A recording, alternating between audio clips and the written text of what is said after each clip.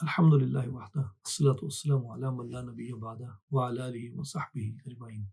خواتین و حضرات، السلام علیکم ورحمۃ اللہ وبرکاتہ۔ سیرت النبی صلی اللہ علیہ وآلہ وسلم کے خصوصی فوکس کے ساتھ 14 پارہ کی آج ہم مطالعہ کریں گے، جس میں سے پہلی جو آیہ مبارکہ ہے یہ سورہ الحجر آیہ نمبر 3 ہے۔ اس میں حضور نبی کریم صلی اللہ علیہ وآلہ وسلم کو اللہ کا ارشاد ہوتا ہے، ذرهم يأكلوا ويتمتعوا ويلههم الأمل فسوف يعلمون۔ اے نبی صلی اللہ علیہ وسلم، آپ انہیں چھوڑ دیجئے، وہ کھاتے رہیں اور عیش کرتے رہیں اور جھوٹی امیدیں انہیں غافل رکھیں، پھر وہ ان قریب اپنا انجام جان لیں گے۔ اس میں حضور نبی کریم صلی اللہ علیہ وآلہ وسلم کو ان کفار کے بارے میں حکم ہوتا ہے جو دعوت بار بار دیے جانے کے باوجود دعوت کی طرف توجہ نہیں کرتے اور اپنی جھوٹی امیدوں کے اندر وہ گم ہے۔ اور اس میں کئی چیزیں اس آیہ مبارکہ میں معلوم ہوئی۔ ایک پہلی بات تو ہمیں یہ معلوم ہوتی ہے کہ جو لوگ حضور نبی کریم صلی اللہ علیہ وآلہ وسلم کی دعوت کی طرف کان نہیں دھرتے، اللہ تبارک و تعالیٰ ان کو ایک برے انجام کی اس کے اندر وعید سناتا ہے۔ دوسری بات یہ ہے کہ وہ لوگ جو اسلام کو چھوڑ کے کفر کے ساتھ وابستہ ہوتے ہیں اور آخرت کو چھوڑ کے دنیا کی امیدیں لگائے رکھتے ہیں اور آخرت کی زندگی کے اوپر دنیا کی زندگی کو ترجیح دیتے ہیں، اللہ تعالیٰ ان کے بارے میں ارشاد فرماتے ہیں کہ وَيُلْهِهِمُ الْأَمَلَ فَسَوْفَ يَعْلَمُونَ۔ یہ جھوٹی امیدیں ہیں اور یہ انہیں کچھ فائدہ نہیں دیں گی اور وہ عنقریب اپنا انجام جان لیں گے۔ یعنی جو جھوٹی امید ہے یہ کسے کہا جا رہا ہے؟ یہ دین کو چھوڑ کے جو دنیا ہے اور جو آخرت کو چھوڑ کے دنیا ہے، اس کو جھوٹی امید کہا جا رہا ہے کہ ان کا کوئی سیویئر آئے گا یا ان کو بچا لے گا، یا ان کو جھوٹی امید یہ ہے کہ وہ اسلام کو ختم کر دیں گے یا نبی کریم صلی اللہ علیہ وآلہ وسلم کے پیغام کو ختم کر دیں گے، یا کتاب یا قرآن کو ختم کر دیں گے۔ تو یہ ان کی جھوٹی امیدیں تھیں۔ اللہ نے فرمایا کہ اے حبیب، آپ اس بارے میں غمگین نہ ہوئیے، ان کو ان کے حال پہ چھوڑ دیجئے۔ اللہ آپ کی اور اس پیغام حق کی نگہبانی فرمانے والا ہے۔ آپ کا کیا کام ہے؟ آپ ان کو پیغام حق سناتے رہیے۔ ان میں جو خوش نصیب ہیں وہ اسے قبول کر لیں گے، جو بد نصیب ہیں وہ اندھیرے میں پڑے رہیں گے۔ سورہ ہجر آیت نمبر 4 اور 5۔ وَمَا أَهْلَكْنَا مِنْ قَرْيَةٍ إِلَّا وَلَهَا كِتَابٌ مَعْلُومٌ مَا تَسْبِقُ مِنْ أُمَّةٍ أَجَلَهَا وَمَا يَسْتَأْخِرُونَ۔ اور ہم نے کوئی بھی بستی ہلاک نہیں کی لیکن یہ کہ اس کے لیے ایک معلوم نوشتہ تھا، ایک لکھا ہوا تھا۔ یعنی ان کے لیے ہم نے ایک چیز ان کے لیے ہم نے مقرر کر دی تھی۔ ہمارے پاس بھی لوح محفوظ میں ان کا وہ مقدر جو تھا وہ نوشتہ تھا، اور ان کے اپنے لیے بھی ایک قانون ان کے ہاں پہلے سے موجود ہوتا تھا، ایک ضابطہ جس سے وہ حق کو اور باطل کو پرکھ لیتے تھے اور پہچان لیتے تھے۔ ما تسبق من امت اجلها وما يستأخرون، اور کوئی بھی قوم اپنی مقررہ مدت سے آگے نہ بڑھ سکتی ہے اور نہ اس سے وہ پیچھے ہٹ سکتی ہے۔ اب اس میں مراد یہ ہے کہ ہر قوم کے لیے اللہ تبارک و تعالیٰ نے عروج کی اور زوال کی ایک مدت مقرر کر دی ہے، جس سے وہ نہ آگے جا سکتی ہے نہ وہ اس سے پیچھے آ سکتی ہے۔ اب اس میں جو ارشاد ہو رہا ہے یہ اس ماحول میں ہو رہا ہے جس ماحول میں جو اہل مکہ ہیں وہ اپنے آپ کو عقل کل سمجھے ہوئے ہیں۔ یہ ایک ایسے ماحول میں ہو رہا ہے جس میں حضور نبی کریم صلی اللہ علیہ وآلہ وسلم آپ دعوت عطا کر رہے ہیں، مکہ والے وہ مسلسل سرکشی پہ سرکشی اور نافرمانی پہ نافرمانی کرتے جا رہے ہیں۔ یہاں انہیں اب یہ بتایا جا رہا ہے کہ ان کا مقدر کیا ہے۔ یہ آپ کی بات پہ اس نوشتے کی طرف کان نہیں دھر رہے جو نوشتہ انہیں معلوم ہے کہ جب کوئی ڈر سنانے والا آئے گا اور یہ اس کا انکار کریں گے تو اس کے بعد ان کے ساتھ کیا ہوگا۔ اسے مکے والوں سے بڑھ کے زیادہ بہتر کوئی نہیں جانتا، کیونکہ اصحاب فیل کا واقعہ زیادہ پرانا نہیں ہے۔ یہ اپنی آنکھوں سے دیکھ چکے ہیں کہ اللہ تبارک و تعالیٰ اپنی چیزوں کی حفاظت کیسے کرتا ہے، اور اللہ تبارک و تعالیٰ نے اس وقت بھی جو برکت تھی وہ حضرت عبد المطلب رضی اللہ تعالیٰ عنہ کے مبارک گھرانے میں رکھی تھی، اور جو اصحاب فیل کا واقعہ ہے یہ ان علامات میں سے تھا جو حضور نبی کریم صلی اللہ علیہ وآلہ وسلم کے ظہور کی اور آپ کی آمد کی علامات تھیں۔ اور دیکھیے اسی سال یعنی عام الفیل میں حضور نبی کریم صلی اللہ علیہ وآلہ وسلم آپ اس دنیا کے اندر تشریف لے کے آتے ہیں۔ تو جو عرب تھے وہ ان نشانیوں کو، ان باتوں کو جانتے تھے، چاہے وہ اہل کتاب تھے یا چاہے وہ اہل کتاب نہ تھے۔ تو اس لیے انہوں نے وہ نوشتہ نہیں دیکھا کہ بھائی نبی آیا ہے، نبی نے آنا ہے، ان کے پاس بھی اس کی علامتیں بشارتیں موجود ہیں۔ ایک خاص مقصد کے لیے مکہ کی وہ بستی بسائی گئی، اس میں اس زبان کی پرورش کی گئی، اس میں اس کلچر کی پرورش کی گئی، اس میں اس وفا کی پرورش کی گئی۔ ہم جفا کو تو دیکھتے ہیں، اس وفا کو نہیں دیکھتے جو وفا حضرت حمزہ نے کی، جو وفا حضرت علی نے کی، جو وفا حضرت ابوبکر صدیق نے کی، اور وہ وفا ایک کثیر تعداد سابقون الاولون اور مہاجرین صحابہ کرام نے جو حضور نبی کریم صلی اللہ علیہ وسلم سے کی، وہ وفا آخر ایک ماحول تھا، ایک انوائرمنٹ تھا، ایک آپ کہہ لیں کہ اس کی انتھروپولوجی تھی جو ان کے اندر ان بلٹن تھی، جس نے یہ اقدار ان کے اندر رکھی تھی۔ دوسری طرف جو تھے وہ وہ انکار کرنے والے بھی تھے، وہ سرکش بھی اس کے اندر موجود تھے۔ تو یہ سارا ماحول تھا جو وہاں موجود تھا۔ اور یہاں پہ اللہ تبارک و تعالیٰ نے سرکشوں کے بارے میں یہ فرمایا کہ یہ اپنا مقدر نہیں جان پا رہے، لیکن اے حبیب آپ ان کے بارے میں فکر مند نہ ہوئیے، یہ جس طرف جا رہے ہیں اللہ ان کا انجام ان کے اوپر واضح کر دے گا، اور ان کے عروج کا ایک وقت تھا جو انہوں نے دیکھ لیا، اب ان کے زوال کا ایک وقت ہے جس کو یہ دیکھیں گے۔ اب اس سے اگلا ایک حصہ جو ہے اسی سورہ مبارکہ کے الحجر کا آیت نمبر 6، جس میں ارشاد ہوتا ہے وقالوا یا ایھا الذی نزل علیہ الذکر انک المجنون۔ اور کفار جو ہیں وہ کہتے ہیں کہ اے وہ شخص جس پر قرآن اترا بے شک تم دیوانے ہو۔ معاذ اللہ، استغفر اللہ، لیکن یہ وہ الفاظ ہیں جو قرآن مجید میں آئے کہ کفار جو تھے وہ گستاخی کرتے ہوئے، جسارت کرتے ہوئے، از راہ توہین حضور نبی کریم صلی اللہ علیہ وآلہ وسلم کے لیے وہ یہ الفاظ استعمال کرتے تھے۔ اب مختلف مفسرین نے اس کی مختلف وجوہات بیان کی کہ وہ دیگر مختلف برے القاب بھی کہتے ہوں گے، لیکن یہ ایک خاص تانا دینے کی وجہ کیا تھی، اس کی انہوں نے کئی نفسیاتی وجوہات مفسرین نے بیان کی۔ ایک وجہ انہوں نے اس میں یہ بیان کی کہ حضور نبی کریم صلی اللہ علیہ وآلہ وسلم آپ بشر تھے، اور ظاہری تقاضے کے اعتبار سے انہی کے سامنے حضور علیہ السلام آپ اس دنیا میں تشریف لے آئے، بڑے ہوئے، پھر آپ جوانی میں پہنچے، پھر شادی فرمائی، پھر گھر بسایا، پھر آپ نے اعلان نبوت کیا۔ تو وہ کہتے تھے ہماری طرح کا بشر ہے، ہماری طرح کا شخص ہے، اور اپنے آپ کے لیے نبوت کا دعویٰ کرتا ہے، یہ کیسی بات ہے؟ تو اسے وہ دیوانگی کہتے تھے، جنون کہتے تھے، جنون، یہ مجنون ہو گیا ہے، اسے جنون لاحق ہو گیا۔ دوسری بات اس کی وجہ یہ تھی کہ حضور علیہ السلام نے جب یہ دعوت دی نا، تو دو چیزیں مکہ والوں نے عرض کی تھی، تین چیزیں۔ ایک انہوں نے کہا ہم آپ کو سونے اور چاندی میں تول دیں گے، جو دولت، جو ویلتھ آپ کو چاہیے، we will provide you, but on what condition? Just one condition, that please stop this message, stop this preaching۔ حضور نبی کریم صلی اللہ علیہ وسلم نے اسے رد کر دیا۔ پھر انہوں نے کہا ہم آپ کو سرداری دیں گے، آپ کو مکہ میں سرداری چاہیے، ہم آپ کو سرداری دیں گے۔ حضور نبی کریم صلی اللہ علیہ وسلم نے سرداری کو رد کر دیا۔ آپ نے کہا یہ پیغام، اسلام، قرآن، وحدانیت، یہ سب سے اہم ہے، سرداری کیا چیز ہوتی ہے؟ مکہ کی سرداری کو آپ نے چھوڑ دیا۔ تیسری چیز انہوں نے کہی تھی کہ آپ عرب کے جس قبیلے کی جس خاتون پہ ہاتھ رکھے، عرب کی سب سے خوبصورت خاتون آپ کی من پسند آپ کی بارگاہ میں پیش کر دیں گے۔ حضور نبی کریم صلی اللہ علیہ وسلم آپ نے اس کو بھی ٹھکرا دیا۔ اب دیکھیے وہ کہتے تھے کہ ویلتھ سب کچھ ہے، آج بھی لوگ یہ کہتے ہیں ویلتھ سب کچھ ہے۔ ایک ایسا شخص جس نے ویلتھ ڈینائی کر دی، اس نے کہا مجھے ویلتھ نہیں چاہیے۔ انہوں نے کہا ہم آپ کو سرداری دیں گے۔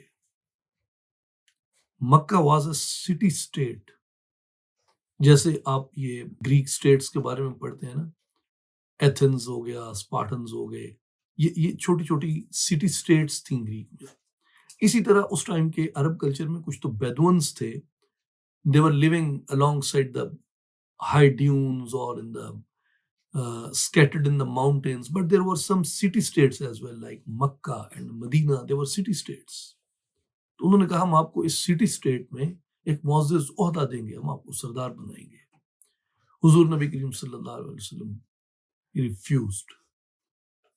اینڈ دین انہوں نے کہا ہم آپ کو ایک حسین خوبصورت عورت دیں گے جو آپ کی پسند کی ہو، جس قبیلے میں جس عورت پہ آپ ہاتھ رکھیں.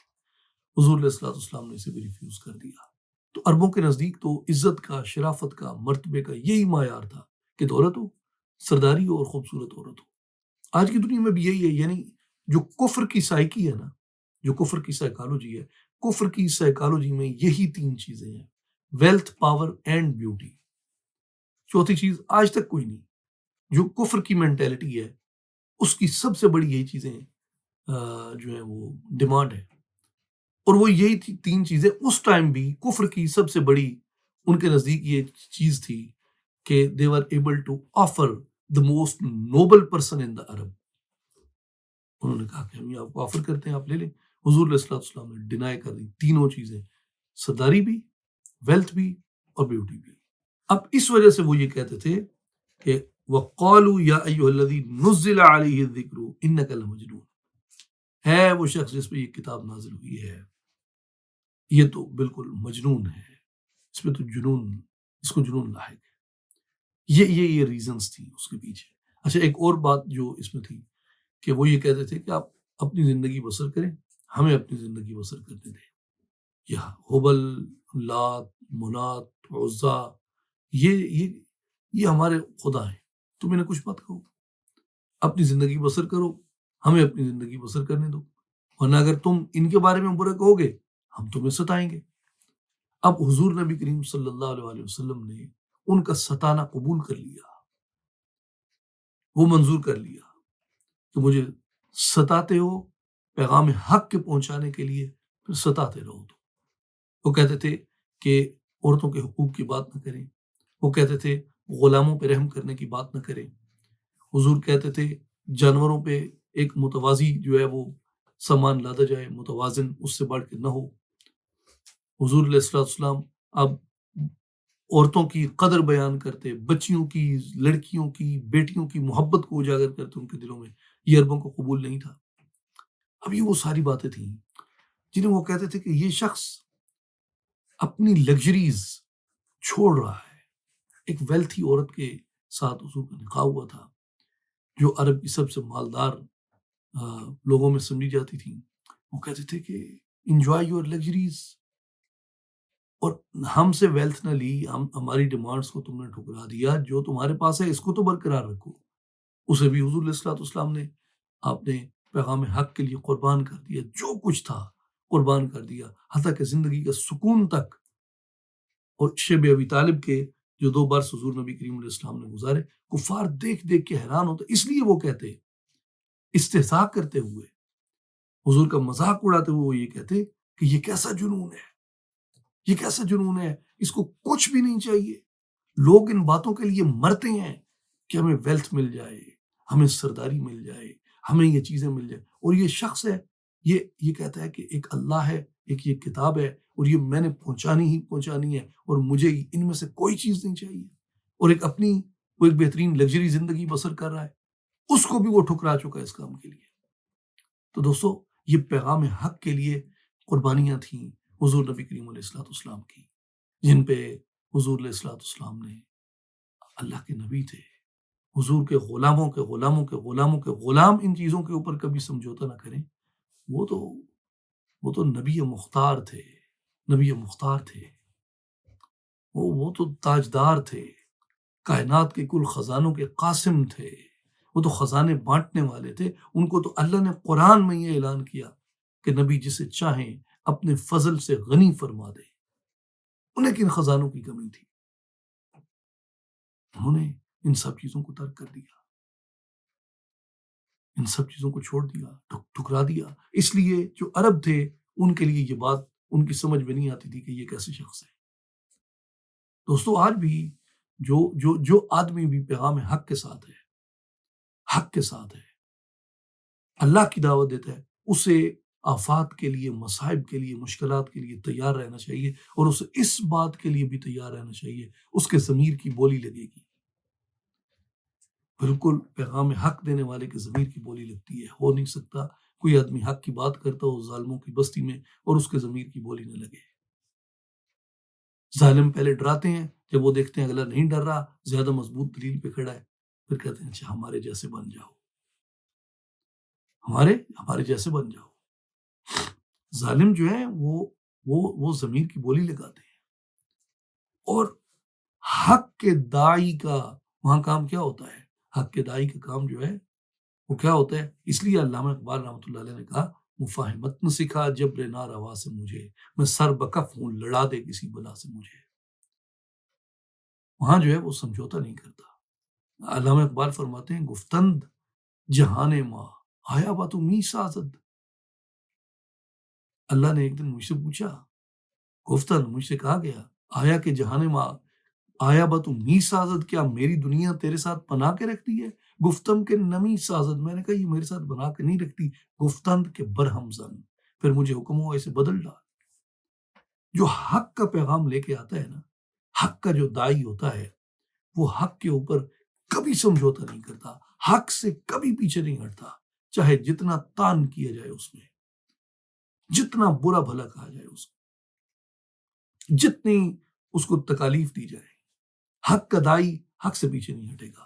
اور پھر جو کفار ہوں گے، کفار کی مینٹلٹی کیا ہے؟ وہ اسے کہیں گے یہ تو مجنون ہو گیا ہے، who is leaving luxuries of life just for sake of few words and few false principles۔ اور یہ صرف نبی کریم علیہ السلام کا معاملہ نہیں تھا، حضور علیہ السلام سے پہلے انبیاء کو بھی ان کی قوموں نے یہ کہا تھا۔ موسیٰ علیہ السلام کہاں رہتے تھے؟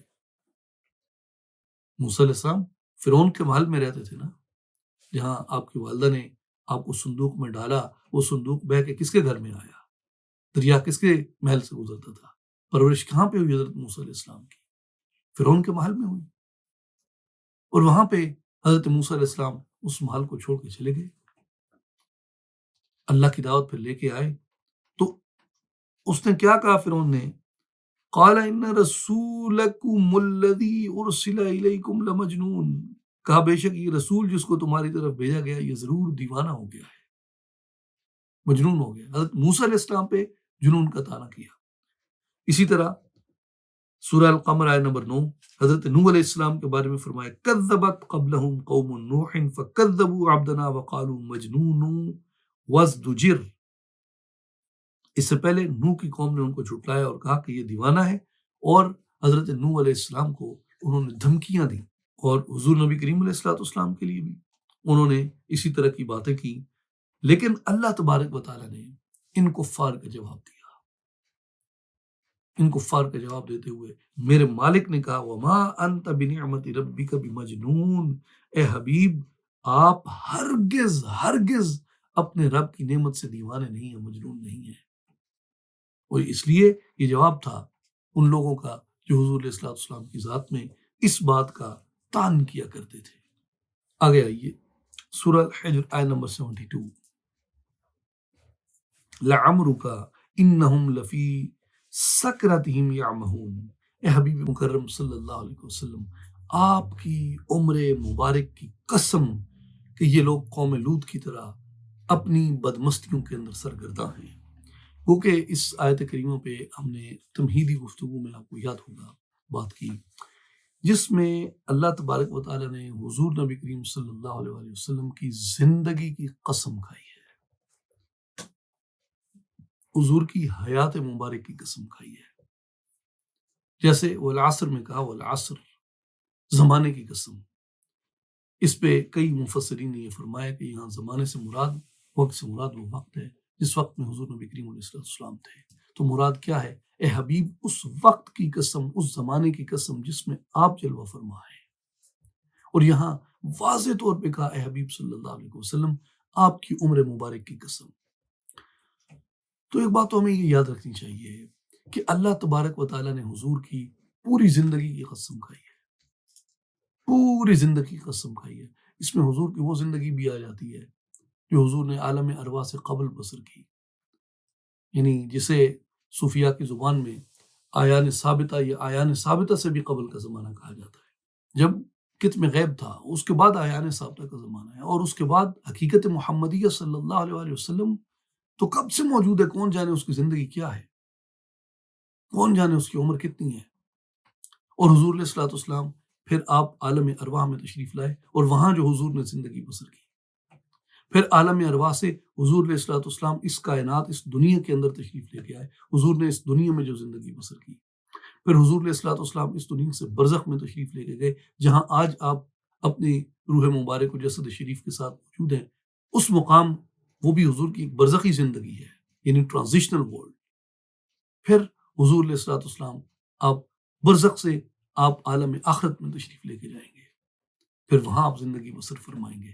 تو یہاں حضور علیہ الصلوۃ والسلام کی جو عمر مبارک کی قسم کھائی گئی ہے، اس میں اہل نظر نے کہا، اہل عشق و برہان نے کہا، اہل فقر و معرفت نے کہا، اہل عرفان نے کہا کہ یہاں حضور علیہ الصلوۃ والسلام کی صرف ظاہری زندگی کی قسم نہیں کھائی گئی، یہاں حضور علیہ الصلوۃ والسلام کی اس زندگی کی بھی قسم کھائی گئی جو حضور علیہ الصلوۃ والسلام نے، جس کے بارے میں امام احمد ابن حنبل رضی اللہ تعالیٰ عنہ آپ نے حدیث مبارک اپنی مسند شریف میں نقل کی کہ حضور نبی کریم علیہ الصلوۃ والسلام نے فرمایا، آدم علیہ السلام کی تخلیق سے 14,000 برس قبل علی اور میں ایک نور تھے، پھر اللہ تبارک و تعالیٰ نے اس نور کو 2 حصوں میں تقسیم کیا، ایک نور سے علی ہے اور ایک میں ہوں۔ یہ تو وہ نور محمدی ہے جس کے بارے میں حضور نبی کریم علیہ الصلوۃ والسلام آپ نے ارشاد فرمایا کہ میں تو تب بھی نبی تھا جب آدم علیہ السلام ابھی جسد شریف کے مرحلے میں تھے، میں تو تب بھی نبی تھا جب آدم علیہ السلام ابھی مٹی اور پانی کے مرحلے سے گزر رہے تھے۔ اور وہ حقیقت محمدیہ جو ہے وہ تو تجلی اول ہے، اور وہ بھی حضور کی زندگی ہے۔ اس زندگی مبارک سے لے کے آخرت تک جتنے مراحل جو نور محمدی پہ گزرے، جو روح محمدی پہ گزرے، اور جو جسد محمدی پہ گزرے اور جو گزریں گے، اللہ نے ان سب زمانوں کی قسم اٹھائی۔ حبیب تیری عمر کی قسم، وہ تو نے عالم ارواح سے پہلے بسر کی، وہ تو نے عالم ارواح میں بسر کی، وہ تو نے عالم بشریت میں بسر کی، وہ تو نے عالم برزخ میں بسر کی، وہ تو نے عالم آخرت میں بسر کی۔ حبیب تیری زندگی کی قسم ہے، تیری عمر کی قسم ہے۔ جہاں جہاں محبوب علیہ الصلوۃ والسلام جس جس روپ میں جلوہ فرما ہوئے، اللہ نے حضور کی عمر کی قسم کھائی۔ اگر یہاں دیکھا جائے تو حضور نبی کریم علیہ الصلوۃ والسلام کی اگر صرف ظاہری عمر کو ہی مراد لے لیا جائے تو دیکھیے حضور علیہ الصلوۃ والسلام کی پوری زندگی کی قسم کھانا حضور علیہ الصلوۃ والسلام کی زندگی مبارک کی پاکی کی سب سے بڑی دلیل ہے۔ وہ پہلا سجدہ جس سہانی گھڑی چمکا طیبہ کا چاند، اس دل افروز ساعت پہ لاکھوں سلام، پہلے سجدے پہ روزے ازل سے درود، یادگاری یہ امت پہ لاکھوں سلام۔ جب حضور علیہ الصلوۃ والسلام اس دنیا میں حضرت آمنہ رضی اللہ تعالیٰ عنہ کے بطن اقدس سے تشریف لے کے آئے، اس لمحے اور اس مرحلے سے لے کر اس لمحے اور مرحلے تک جب حضور علیہ الصلوۃ والسلام کا جسد مبارک حجرہ عائشہ میں اس مٹی میں رکھا گیا جسے حضور نے کہا کہ یہ جنت کے باغوں میں سے باغ ہے، یہ جنت کا ٹکڑا ہے، تو دوستو یہ درمیان میں جتنی عمر ہے نا، یہ سب پاک عمر ہے، یہ سب پاک زندگی ہے، یہ سب شفا بخش ہے، اس میں نور ہی نور ہے، رحمت ہی رحمت ہے، کرم ہی کرم ہے، ہدایت ہی ہدایت ہے۔ میرے نبی کا بچپن بھی ہدایت، میرے نبی کا لڑکپن بھی ہدایت، میرے نبی کی عنفوان شباب بھی ہدایت، میرے نبی کی جوانی بھی ہدایت۔ میرے نبی علیہ الصلوۃ والسلام کی جوانی تو کبھی ڈھلی نہیں، لیکن بتقاضۂ بشریت عمر جیسے جیسے بڑھتی گئی ہدایت ہی ہدایت ہے، اور پھر اعلان نبوت تو ہدایت کی قطعی دلیل بن جاتا ہے۔ اس لیے اللہ تعالیٰ نے حضور کی زندگی مبارک کی قسم اٹھائی ہے۔ اسے امام بغوی رحمہ اللہ نے اور دیگر مفسرین نے، ابن ابی حاتم نے، اور ابن ابی حاتم کے بارے میں ایک بات عرض کر دوں کہ ان کی تفسیر بہت اہم تفسیر ہے، امام ابن ابی حاتم کی. اسے کئی محدثین نے یعنی تفسیر کی بجائے ٹیکسٹ آف حدیث میں شمار کیا ہے. ویسے تفسیر بالماثور جو ہے وہ کی ہیں، امام سیوطی رحمہ اللہ نے بھی کی ہے، امام ابن کثیر نے بھی کی ہے، دیگر لوگوں نے بھی بالماثور تفاسیر لکھی ہیں، یعنی قرآن کی تفسیر حدیث کے ساتھ لکھنا. مگر جتنی اوتھینٹک امام ابن ابی حاتم کی ہے وہ اپنی مثال آپ ہے. اس لیے کئی علماء نے امام ابن ابی حاتم کی تفسیر کو ٹیکسٹ آف حدیث میں شمار کیا ہے. اتنی شاندار ان کی جو تفسیر مبارک ہے. انہوں نے عبداللہ ابن عباس رضی اللہ عنہما سے یہ روایت لکھی ہے کہ وما اقسم اللہ تعالی بحیات احد الا بحیاتہ، اللہ نے حضور نبی کریم علیہ السلام کی زندگی کے علاوہ کسی کی زندگی کی قسم نہیں اٹھائی. لعمرک یعنی یا محمد ای وحیاتک، کہ اے محمد صلی اللہ علیہ وسلم تمہاری زندگی کی قسم ہے. یہ لوگ جو آپ کا انکار کرتے ہیں یہ گمراہی میں ہیں، یہ بھٹکتے پھر رہے ہیں. آگے آئیے سورہ الحجر آیت نمبر 94، فاصدع بما تؤمر واعرض عن المشرکین. اے حبیب آپ اعلانیہ کہہ ڈالیں جن باتوں کا آپ کو حکم دیا گیا، واعرض عن المشرکین، اور مشرکوں سے منہ پھیر لیجیے. یہ حضور علیہ السلام کو اللہ نے امر کیا. اور اس کے بارے میں امام ابن جریر الطبری رحمہ اللہ آپ نے اپنی تفسیر میں حضرت عبداللہ ابن عبیدہ سے روایت کیا. انہوں نے کہا کہ ما زال النبی صلی اللہ علیہ وآلہ وسلم مستخفیا حتی نزلت. حضور نبی کریم علیہ السلام کافی عرصہ آپ کی جو دعوت مبارک تھی نا وہ پوشیدہ تھی، چھپی ہوئی تھی. زیادہ لوگوں کو آپ کھل کھلا کے وہ دعوت عطا نہیں فرماتے تھے. چند لوگ تھے، یعنی حضرت خدیجۃ الکبریٰ، حضرت علی رضی اللہ تعالیٰ عنہ، حضرت ابوبکر صدیق، حضرت زید اور حضرت طلحہ، حضرت عثمان بن عفان، حضرت زبیر. یہ وہ لوگ تھے جو ابتدائی طور پہ حضور علیہ السلام کی دعوت کو جنہوں نے قبول کیا. اور ان کو حضور علیہ السلام ان کے ذریعے ایک دو لوگوں کو بند کمروں میں حضور علیہ السلام آپ دعوت ارشاد کیا کرتے. لیکن یہ آیت پھر آئی، فاصدع بما تؤمر واعرض عن المشرکین، کہ اے حبیب جو چھپ چھپ کے تھا اب آپ اسے کھلم کھلا بیان فرمائیے. اور اس کے بعد حضور علیہ السلام آپ نے کھلم کھلا دعوت کا آغاز فرمایا. اور امام ابن جریر نے یہی روایت جو ہے وہ حضرت عبداللہ ابن مسعود رضی اللہ تعالیٰ عنہ سے بھی نقل کیا کہ حضور علیہ السلام آپ پہلے خفیہ طور پہ تبلیغ فرمایا کرتے تھے. پھر جب یہ آیت مبارکہ نازل ہوئی تو صحابہ کرام رضوان اللہ علیہم اجمعین آپ بھی حضور علیہ السلام کی اقتداء میں حضور کے ساتھ وہ مکہ شریف میں کھلا کھلا تبلیغ کیا کرتے تھے. اس میں دوستو اساتذہ نے ایک سبق اخذ کیا ہے، اور اساتذہ نے سبق یہ اخذ کیا ہے کہ ہر چیز کا ایک مرحلہ ہوتا ہے، اور وہ مرحلہ جو ہے اس کی سب سے بڑی آزمائش جو ہے وہ صبر کے ذریعے کی جاتی ہے.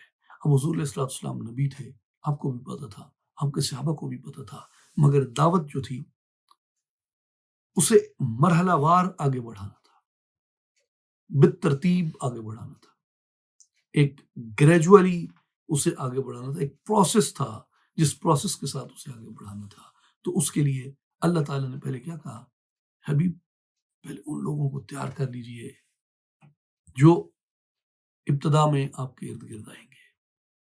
ان لوگوں کی تربیت ہوئی، پختگی آئی، ایک جماعت تیار ہوئی. پھر حکم ہوا اب اس کا اعلان کیجیے، اب اس کو لے کے آئیے، اب مکہ میں اس کا اعلان کیجیے. اب یہ چیز جو ہے یہ بتاتی ہے کہ انسان جو ہے وہ طبعاً جلد باز ہے، یعنی جلدی کرتا ہے. ہر چیز جو ہے وہ ہم جلدی کرنا چاہتے ہیں. اور حضور علیہ السلام آپ نے اپنے نمونہ عمل سے یہ ثابت فرمایا کہ نہیں، حکمت الہی کے مطابق چلنا چاہیے. تو اس لیے جو جلد بازی ہے اس کا نتیجہ الٹ ہے، اور جو رضا اور حکمت ہے اس کے مطابق چلنے میں برکت ہے. تو جلد بازی نہیں کرنی چاہیے معاملات میں. یہ اس آیت مبارکہ کا ایک عملی نتیجہ ہے.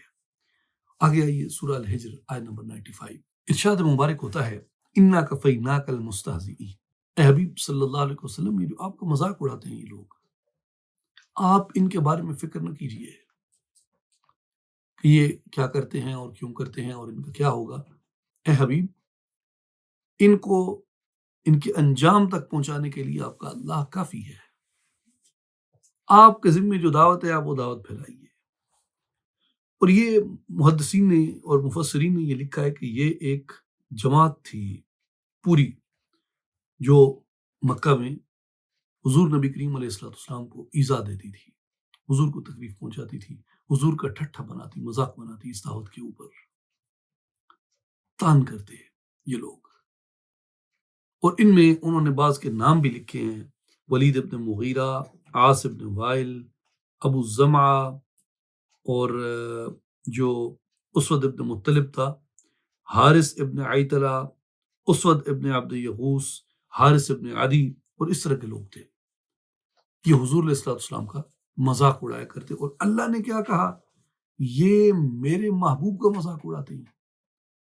اے حبیب ان کا انجام تو دیکھیے، ان کا انجام تو دیکھیے، ان کے ساتھ ہوتا کیا ہے۔ اور پھر کیا ہوا کہ فمر الولید علی قین لخزاعۃ وہو یجر ثیابہ فتعلقت بثوبہ شوکۃ فمنعہ الکبر ان یخفض رأسہ فینزعها وجعل یضرب ساقہ فخدشتہ۔ جو ولید تھا، ولید ابن مغیرہ، ایک خزاع کے لوہار کے پاس سے گزرا اپنے کپڑے گھسیٹتے ہوئے، اس کے کپڑے میں کانٹا اٹک گیا۔ اب وہ چونکہ سردار تھا، ولید ابن مغیرہ تھا، اور پتہ نہیں وہ اپنے آپ کو کیا سمجھتا تھا، اب بس سبب تکبر اس نے سر نہیں جھکایا کہ بھئی میں سردار ہوں اور میں کیوں سر جھکاؤں۔ اور وہ جو کانٹا کپڑے میں اٹکا تھا اس نے اپنی پنڈلی پر وہ مارتا رہا کہ کسی طریقے سے میری پنڈلی کے ساتھ یہ کانٹا جو ہے یہ نکل جائے اور مجھے یہاں دکان کے سامنے اور بازار کے اندر لوگوں کے سامنے سر نہ جھکانا پڑے۔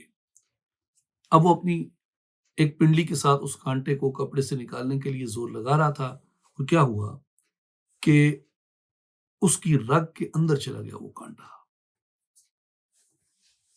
اور وہ رگ جو تھی وہ کاٹی گئی، اور اسی کے ساتھ وہ مریض ہو گیا، اور اسی مرض میں مبتلا ہو کے وہ مر گیا۔ حضور علیہ السلام کا استہزاء اڑاتا تھا، ایک کانٹا اس کے کپڑے میں الجھا، اس پہ اس نے اپنی حسب عادت تکبر کیا، اور وہ مرض کے اندر تبدیل ہو گیا، اور اسی مرض کے ساتھ جو ولید ابن مغیرہ تھا اس کی موت ہو گئی۔ جو عاص ابن وائل تھا اس نے بھی ایک کانٹے دار پودے پہ پاؤں رکھا، اس کی ٹانگ میں خارش ہو گئی، زخم ہو گیا، اور اسی الرجی کے ساتھ عاص ابن وائل کی موت ہوئی۔ ابو زمعہ اس کے سر میں ناسور پڑ گیا، حارث اس کے پیٹ میں پانی بھر گیا، ایک ناسور سے مر گیا، دوسرا پیٹ کے پانی کی تکلیف کی شدت سے مر گیا۔ اب یہاں پہ مفسرین کرام فرماتے ہیں کہ انا کفیناک المستہزئین کا جو فرمان ہے وہ صادق ہوتا ہوا نظر آتا ہے کہ حبیب آپ ان کی فکر نہ کیجیے، آپ جو پیغام پہنچا رہے ہیں آپ وہی پہنچاتے رہیے۔ ان سب کی جو موت ہوگی وہ اذیت بھی ہوگی ان کے لیے اور عبرت بھی ہوگی، اس لیے کہ آپ کا بدلہ ہم ان سے لیں گے، اور ہم انہیں بتائیں گے کہ میرے بھیجے ہوئے پیغمبر، سچے صادق پیغمبر صلی اللہ علیہ وآلہ وسلم کا اگر تم انکار کرو گے تو اس کا نتیجہ تمہارے لیے یہ نکلے گا۔ تو یہ عبرت تھی ان لوگوں کے لیے، اور آج بھی یہ عبرت ہے۔ آگے آئیے سورہ ہجر آیت نمبر 97 اور 98، وَلَقَدْ نَعْلَمُ أَنَّكَ يَضِيقُ صَدْرُكَ بِمَا يَقُولُونَ فَسَبِّحْ بِحَمْدِ رَبِّكَ وَكُن مِّنَ السَّاجِدِينَ۔ اور بے شک ہم جانتے ہیں کہ آپ کا سینہ اقدس ان باتوں سے دکھی ہوتا ہے جو یہ کہتے ہیں۔ سو آپ حمد کے ساتھ اپنے رب کی تسبیح کیا کریں اور سجود کرنے والوں میں شامل رہا کریں۔ اس میں حضور نبی کریم صلی اللہ علیہ وسلم کو اللہ تبارک و تعالیٰ نے یہ ارشاد فرمایا کہ اے حبیب، یہ لوگ آپ کا استہزاء اڑاتے ہیں، مذاق اڑاتے ہیں، دعوت کو ٹھکراتے ہیں، اور یہ جب انکار کرتے ہیں آپ کی طبع مبارک پہ، جب یہ گراں گزرتی ہے نا یہ بات، تو آپ پریشان نہ ہوا کیجیے۔ آپ کیا کیا کریں؟ آپ اللہ کی حمد بیان کیا کریں، اللہ کی تسبیح کیا کریں اور اس کی تقدیس بیان کریں، کثرت سے سجدہ کیا کریں۔ اب بظاہر تو بات دل کی تنگی کی ہے، دل کے دکھنے کی ہے، کیونکہ لوگ دعوت کو جھٹلاتے تھے۔ حکم کیا ہو رہا ہے؟ اے محبوب، ان کی فطرت یہی ہے، یہ یہی کرتے رہیں گے۔ آپ کیا کیجئے؟ آپ جب دعوت کے مرحلے سے آپ کو فراغت ملے، آپ اللہ کی تسبیح کریں، اللہ کا ذکر کریں اور سجدہ اختیار کریں اس کے حضور۔ یہ ایک مبلغ کے لیے، حتیٰ کہ ایک عام مسلمان کے لیے بھی یہ سبق ہے کہ آپ نے جب اپنا فریضہ سر انجام دے لیا، جب آپ نے اپنا فرض ادا کر لیا، اب آپ لوگوں کی طرف توجہ نہ کریں، لوگ کیا کہہ رہے ہیں، لوگ کیا سوچ رہے ہیں۔ اس سے وہ آپ کا جو ذہن ہے وہ اور الجھے گا۔ یہ وہ مرحلہ ہے جہاں آپ کو اپنے اندر ریفلیکٹ کرنے کی ضرورت ہوتی ہے، اور اپنے اندر کس چیز سے ریفلیکٹ کرتے ہیں؟ آپ اپنے اندر ریفلیکٹ کرتے ہیں through worshipping your true lord Allah جل شانہ، اور اس کے حضور سجدہ ریز ہو جائیں، کثرت سے اس کی تسبیح کریں۔ اور یہی جو ہے وہ حضور علیہ الصلوۃ والسلام کو اللہ کی طرف سے امر تھا، اور یہی صالحین کا طریقہ تھا کہ مشکل کی گھڑیوں میں، تنگی کی گھڑیوں میں، پریشانی کی گھڑیوں میں اپنے اللہ کے حضور پیش ہو جاتے ہیں، اور وہاں سے سکون بھی ملتا اور رحمت بھی ملتی۔ یہ حضور نبی کریم علیہ الصلوۃ والسلام کی سیرت طیبہ کا وہ پہلو ہے جو ہمیں مشکل وقت میں، کٹھن وقت میں، کڑے وقت میں اللہ کی طرف رجوع کرنے کا بتاتا ہے۔ اللہ کی طرف آؤ، اللہ کی طرف آؤ، اللہ کی طرف آؤ، اللہ کی طرف آؤ۔ اور دوستو، اصل دعوت ہی یہی ہے کہ ایک انسان آسانی میں بھی اور مشکل میں بھی اپنے اللہ کی طرف راغب ہو جائے۔ یہ حکم جب نبی علیہ الصلوۃ والسلام کو ہے تو ہمارے لیے تو یہ زیادہ اولا ہے کہ ہم اس راستے کو اختیار کریں، اللہ کی طرف رجوع اختیار کریں۔ سورہ نحل آیہ نمبر 82، فَإِن تَوَلُّوا فَإِنَّمَا عَلَيْكَ الْبَلَاغُ الْمُبِينُ۔ سو اگر پھر بھی وہ روگردانی کریں تو آپ کے ذمے تو صرف میرا پیغام صاف صاف پہنچا دینا ہے۔ اس پہ مفسرین فرماتے ہیں کہ یعنی اگر وہ لوگ روگردانی کرتے ہیں، آپ کو جھٹلاتے ہیں، یہ کوئی نئی بات نہیں ہے۔ کفار کا طریقہ ہمیشہ سے یہی تھا، یہ انبیاء کو جھٹلاتے آئے ہیں۔ اے حبیب، آپ کے ذمے کیا ہے؟ آپ کے ذمے یہ ہے علیک البلاغ المبین، جو آپ تک پہنچا ہے کھلے کھلے لفظوں میں ان تک پہنچا دیجیے۔ آپ پہ صرف اتنا ہی لازم ہے، باقی وہ اپنے مقدر کے مطابق حصہ پائیں گے۔ جو آپ کی طرف محبت سے رجوع کرنے والا ہوگا وہ ہدایت میں اپنا نصیب زیادہ لے کے جائے گا، اور یہ آج بھی ایسا ہی ہے۔ آگے آئیے سورہ نحل، یعرفون نعمت اللہ ثم ینکرونها واکثرهم الکافرون۔ یہ لوگ اللہ کی نعمت کو پہچانتے ہیں پھر اس کا انکار کرتے ہیں، اور ان میں سے اکثر لوگ کافر ہیں، کفر کرنے والے ہیں، جھٹلانے والے ہیں، ناشکری کرنے والے ہیں۔ یعرفون نعمت اللہ، یہ اللہ کی نعمت کو پہچانتے ہیں اور پہچان کر اس کا انکار کرتے ہیں۔ یہ اللہ کی نعمت کیا ہے جس کو یہ پہچانتے ہیں؟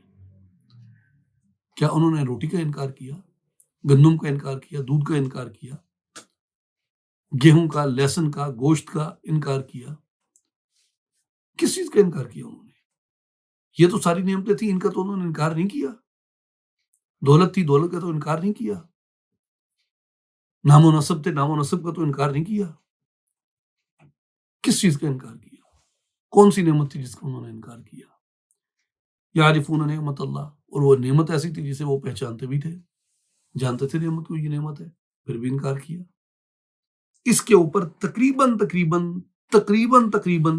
مفسرین نے یہ رائے کی ہے، جسے امام سمانی رحمہ اللہ نے اور دیگر بے شمار مفسرین نے، پوری جماعت نے اس کو آپ کہہ سکتے ہیں کہ جمہور کی سطح تک بھی تقریباً یہ انہوں نے قول کیا ہے کہ نعمت سے کیا مراد ہے، ہوا محمد صلی اللہ علیہ وآلہ وسلم، وہ نعمت اللہ کی حضرت محمد الرسول اللہ صلی اللہ علیہ وسلم تھے، جسے کفار پہچانتے تھے، پہچان کا انکار کیا۔ حضور نعمت ہیں۔ ہمارے پرانے بزرگ علماء فرمایا کرتے تھے وَأَمَّا بِنِعْمَةِ رَبِّكَ فَحَدِّثْ، جب اللہ کی نعمت عطا ہو جائے تو اس کا چرچا کیا کرو۔ تو حضور علیہ الصلوۃ والسلام کی یاد میں بیٹھنا، حضور کا ذکر کرنا، حضور کی نعت پڑھنا، حضور کی یاد میں مجلس سجانا، محفل سجانا، میلاد کرنا، یہ سب کیا ہے؟ یہ اس نعمت کا چرچا ہے۔ لوگوں کو بتایا جائے ہم اس نعمت عظمیٰ سے، اس نعمت کبریٰ سے، اس نعمت اولیٰ سے ہم وابستہ ہیں۔ حضور نعمت اکبر ہیں، حضور نعمت اعظم ہیں، حضور سب سے بڑی نعمت ہے۔ اور یعرفون نعمت اللہ، اللہ کی نعمت کو پہچاننا، قرآن پڑھنا اور پھر اس کا انکار کرنا، یہ کفار کا طریقہ، اکثرہم الکافرون، یہ کفار کا طریقہ ہے۔ تو حضور کو پہچانو اور پھر اس نعمت محمدیہ صلی اللہ علیہ وآلہ وسلم کی قدر کرو۔ سورہ النحل آیہ نمبر 89، وَيَوْمَ نَبْعَثُ فِي كُلِّ أُمَّةٍ شَهِيدًا عَلَيْهِمْ مِنْ أَنفُسِهِمْ وَجِئْنَا بِكَ شَهِيدًا هَؤُلَاءِ، اور یہ وہ دن ہوگا جب ہم ہر امت میں انہی میں سے خود ان پر ایک گواہ اٹھائیں گے، ہر امت میں سے خود انہی پر ایک گواہ اٹھائیں گے۔ اور اے حبیب مکرم صلی اللہ علیہ وسلم، ہم آپ کو وجئنا بک شہیدن علی ہؤلاء، اے حبیب صلی اللہ علیہ وسلم، ہم آپ کو ان سب پیغمبروں کے اوپر گواہ بنا کے لائیں گے، سب کے اوپر۔ اب یہ جتنے پیغمبر ہیں یہ تو گزر گئے، اور گواہی احوال کے مشاہدے سے دی جاتی ہے، احوال کو دیکھ کے دی جاتی ہے۔ پیغمبر گزر گئے اور سب کے سب گزر گئے، اور یہاں کیا کہا؟ علی ہؤلاء، ان سب کے اوپر۔ اب یہاں کوئی کہے گا جی کہ حضور علیہ الصلوۃ والسلام تو ان کے اوپر گواہ ہوں گے کہ جو حضور کو قرآن کے ذریعے خبر دی گئی، جن کی جبریل کے ذریعے خبر دی گئی۔ قرآن مجید میں تو انبیاء کی کل تعداد بہت مختصر ہے، حتیٰ کہ عرب دنیا بھی جن کو نبی جانتی ہے، قرآن میں تو وہ بھی سارے نہیں آئے۔ قرآن میں تو چند ایک انبیاء کرام کا ذکر آیا ہے، اور انبیاء کی تعداد کم و بیش اللہ تعداد بہتر جانتا ہے، جو علماء نے معروف لفظوں میں بیان کی ہے، کم و بیش 1,24,000 ہے۔ اور اللہ کیا فرما رہا ہے؟ وَجِئْنَا بِكَ شَهِيدًا عَلَىٰ هَؤُلَاءِ، ان سب کے اوپر حضور علیہ الصلوۃ والسلام کو شاہد بنایا جائے گا۔ اس کا معنی کیا ہے؟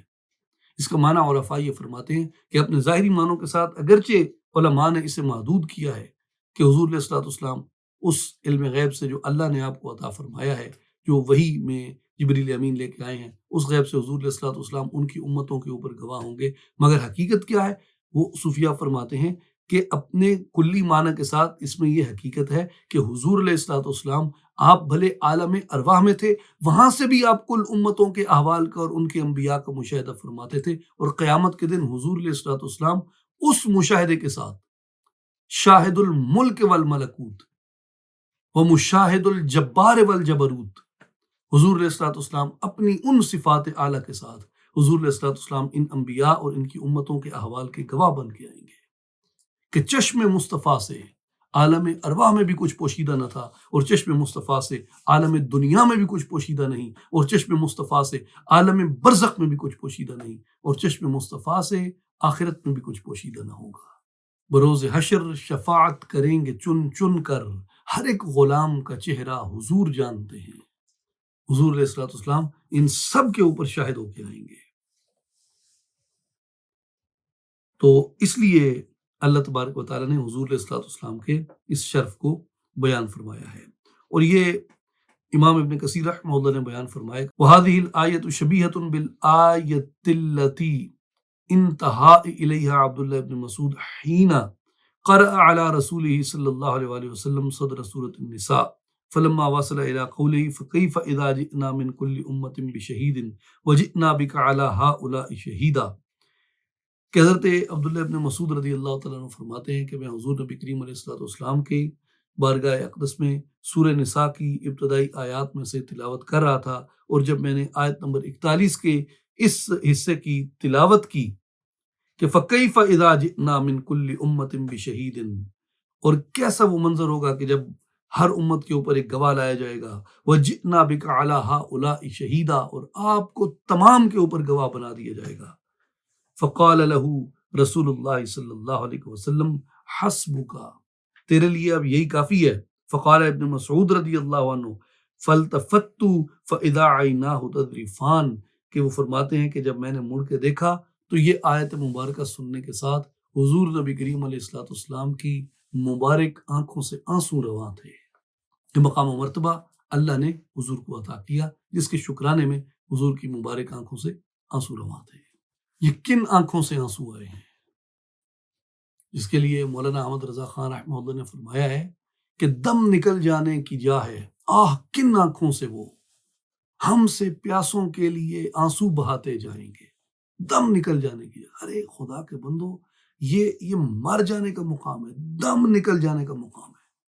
کن آنکھوں سے وہ کون سی آنکھیں ہیں جن سے حضور علیہ الصلوۃ والسلام قیامت کے دن ہم سے ادنا حقیر گناہ گاروں کے لیے آنسو بہا رہے ہوں گے؟ یہ کون سی آنکھیں؟ یہ وہ آنکھیں ہیں جو ما زاغ البصر وما طغى، یہ وہ آنکھیں ہیں، اور یہ وہ آنکھیں ہیں جنہوں نے اس جمال کا مشاہدہ کیا جس جمال تک کوئی نہ پہنچ سکا، اور یہ وہ آنکھیں ہیں جو ہر امت کے احوال کی شاہد و مشاہد ہیں۔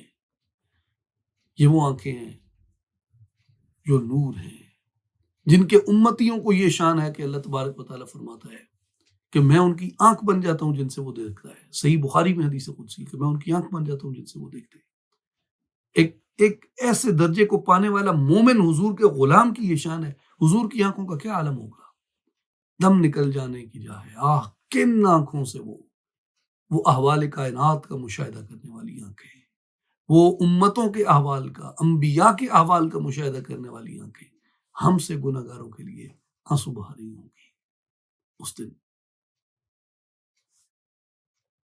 آگے آئیے سورہ النحل آیت نمبر 113، وَلَقَدْ جَاءَهُمْ رَسُولٌ مِّنْهُمْ فَكَذَّبُوهُ فَأَخَذَهُمُ الْعَذَابُ وَهُمْ ظَالِمُونَ، اور بے شک ان کے پاس انہی میں سے ایک رسول آیا تو انہوں نے اسے جھٹلایا، بس انہیں عذاب نے آ پکڑا اور وہ ظالم ہی تھے۔